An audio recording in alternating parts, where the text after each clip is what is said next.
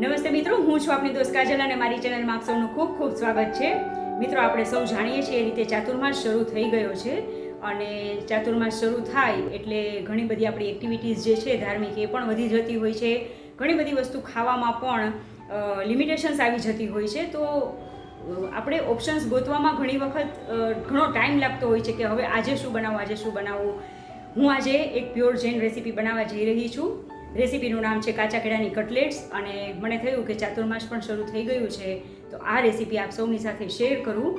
ખૂબ ઇઝીલી જલ્દી બની જતી આ રેસીપી છે, જરા પણ એમાં ટાઈમ કન્ઝ્યુમ થતો નથી. તો વધારે આપનો ટાઈમ ના લેતા ચાલો શરૂ કરીએ આજની રેસીપી. તો અહીંયા આગળ મેં બધા ઇન્ગ્રેડિયન્ટ્સ રેડી કરીને રાખ્યા છે. કાચા કેળા છે એને બોઇલ કરી લીધા છે. સાથે જે આપણે પૌવા બનાવીએ છીએ પૌવાનો પાવડર કરી લીધો છે અને કાચા કેળાને બાઇન્ડિંગ આપવા માટે હું પૌવાનો યુઝ કરવાની છું અને ક્રન્ચી ટેસ્ટ એમાં આવે એના માટે હું આ જે ખારી શીંગ છે એ એના ફોતરા કાઢીને લઈ લીધેલા છે અને બાકી રૂટીનના બધા મસાલા છે. તો સૌથી પહેલાં આપણે આ જે કાચા કેળા છે એની આ જે છાલ છે એ કાઢીને એક સાઈડ મૂકશું. કાચા કેળા આવી રીતે પીસીસ કરીને બાફવાથી ખૂબ જ જલ્દી બફાઈ જતા હોય છે.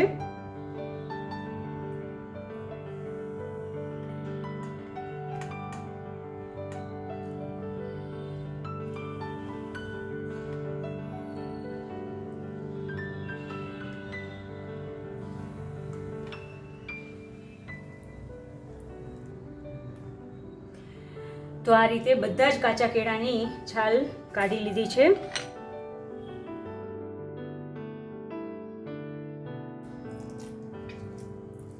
એને થોડા મેશ કરી લેશું.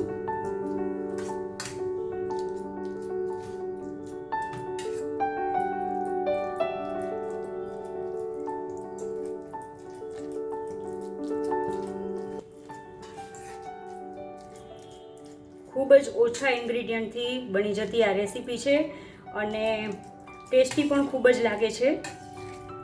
ક્યારેક જ્યારે આપણને ફ્રાઈડ ખાવાની કંઈ ઈચ્છા થાય, કંઈક ચટપટું ખાવાની ઈચ્છા થાય ત્યારે ચોક્કસથી આ રેસીપી બનાવી શકીએ. હવે આની અંદર બાઇન્ડિંગ માટે પૌવાનો પાવડર એડ કરું છું. સાથે સાથે રૂટીનના થોડા મસાલા છે જેવી રીતે મરચું પાવડર, જે રીતે આપણા ઘરમાં સ્પાઇસી ખવાતું હોય એ રીતે, થોડું ધાણા જીરું પાવડર, થોડો હલ્દી પાવડર, થોડું સોલ્ટ ઉમેરી રહીશું.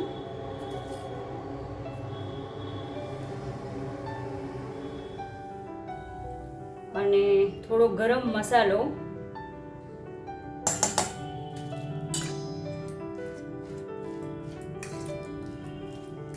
આ બધું બરાબર મિક્સ કરી લઈએ. જો આપણને પાણીનો ભાગ કાચા કેળામાં થોડો વધારે લાગતો હોય, થોડા વધારે બોઇલ થઈ ગયા હોય તો પૌવાનો જે પાવડર બનાવ્યો છે એ અથવા તો કોર્નફ્લોર એડ કરીને આપ થોડું હાર્ડ બનાવી શકો છો મિશ્રણને.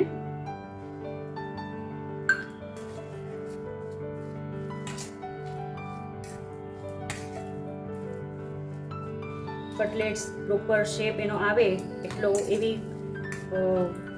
એવો એનો ડો પ્રિપેર કરવાનો છે. હાથેથી હવે મિક્સ કરીએ.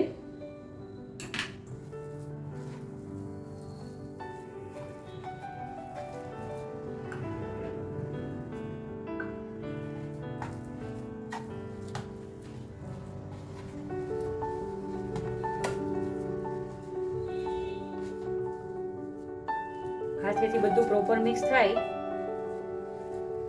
પછી એક વખત ચેક કરી લઈએ કે કોઈ વસ્તુ વધતી કે ઘટતી નથી ને, જોઈ લઈએ.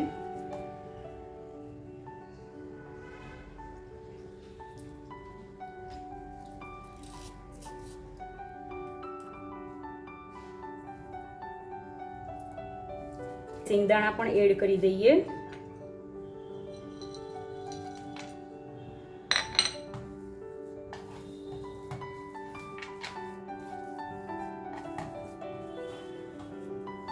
આ મિશ્રણ રેડી થઈ ગયું છે. એની કટલેટ્સ બનાવી લઈએ. આપ કોઈ પણ શેપમાં બનાવી શકો છો.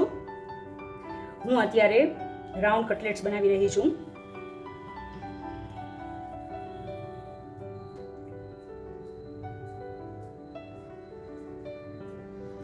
એનું બાઇન્ડિંગ જે છે એ પ્રોપર ક્વોન્ટિટીમાં આપણે લીધેલું હશે તો જ્યારે તેલમાં આપણે એને મૂકશું ત્યારે ખુલવાનો કોઈ પણ ચાન્સ નહીં રહે.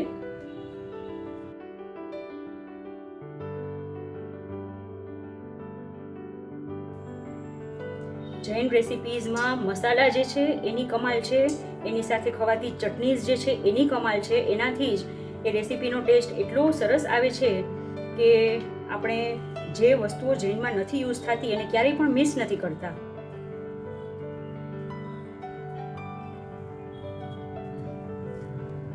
મને આશા છે કે આપ આ રેસિપી ચોક્કસથી ટ્રાય કરશો અને કોમેન્ટ સેક્શનમાં મને ચોક્કસથી જણાવજો કે રેસિપી જે છે એ કેવી બની છે.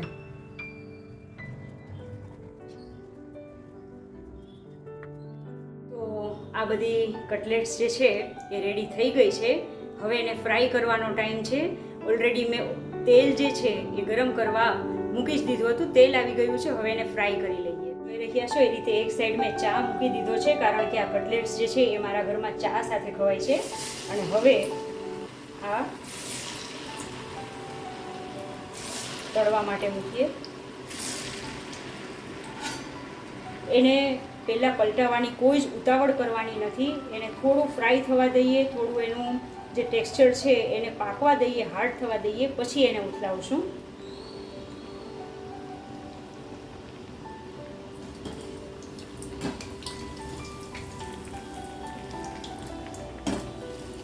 તો આ રીતે આપ જોઈ શકો છો એક પણ કટલેટ જે છે એ ખુલી નથી, પ્રોપર એ ફ્રાય થઈ રહી છે. જો આપણું બાઇન્ડિંગ પ્રોપર હશે, બાઇન્ડિંગ તરીકે તમે કોર્નફ્લોર લો કે પૌવાનો પાવડર લો, પણ જો એ પ્રોપર ક્વોન્ટિટીમાં એને પ્રોપર રેશિયોમાં લીધેલું હશે તો ક્યારેય પણ કટલેટ્સને ખુલવાનો પેલો પ્રોબ્લેમ નહીં આવે. બંને સાઈડથી પ્રોપર બ્રાઉન કરી લેશું.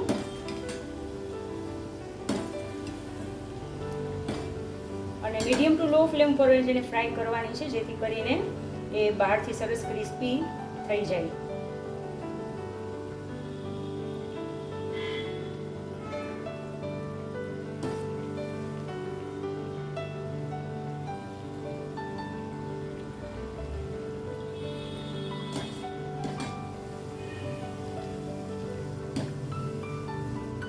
એક બે વખત પલટાવીને સરસ બંને સાઈડથી એને બ્રાઉન થવા દઈએ. તો મિત્રો આ રીતે આ ટાઈપની જે રેસિપીસ છે ક્યારેક ક્યારેક આપણે કોઈ ગેસ્ટ આવવાના હોય તો બપોરે જમવામાં અને સાંજે ચાની સાથે ખાવામાં પણ આ સારી રહે છે.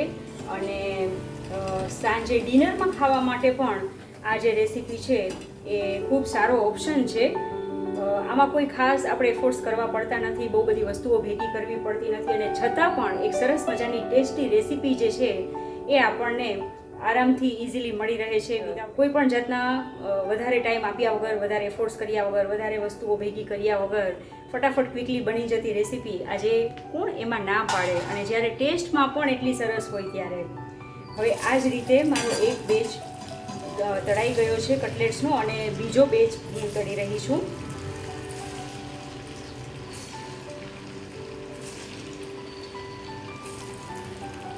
ચાતુર્માસમાં આપણી ધાર્મિક પ્રવૃત્તિઓ જે છે એ પણ વધી જતી હોય છે.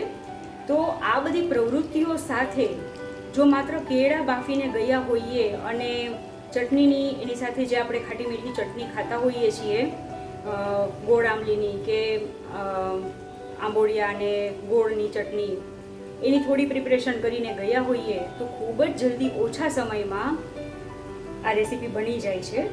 તો આ રીતે ખૂબ કન્વિનિયન્ટ રહે છે. ક્યારેક ક્યારેક એવો સમય આવતો હોય છે કે ટાઈમ ખૂબ જ ઘટતો હોય છે, કોઈ ઓપ્શન મળતા નથી અને બહુ બધી વસ્તુઓ ભેગી કરવા જવાનો પણ આપણી પાસે ટાઈમ નથી હોતો.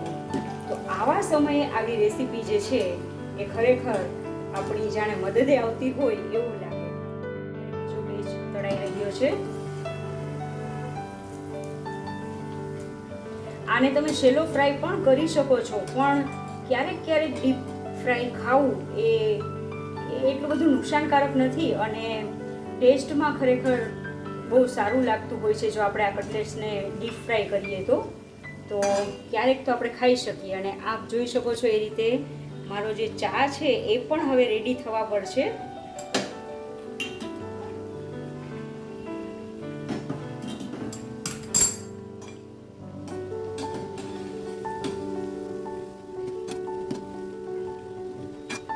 આની સાથે જે ગોળ આમલીની ચટણી છે ઓલરેડી મેં પ્રિપેર કરી જ રાખી હતી. તો આ રીતે સરસ મજાની ખાટી મીઠી ચટણી હોય કટલેટ્સની સાથે અને ચા હોય, પછી તો બીજું શું જોઈએ. તો મિત્રો આપ જોઈ રહ્યા છો એ રીતે આ કટલેટ્સ જે છે બંને બાજુથી સરસ મજાની બ્રાઉન થઈ ગઈ છે, પ્રોપર તળાઈ ગઈ છે. હવે આનું જે તેલ છે એ નિતારીને એને કાઢી લઈએ.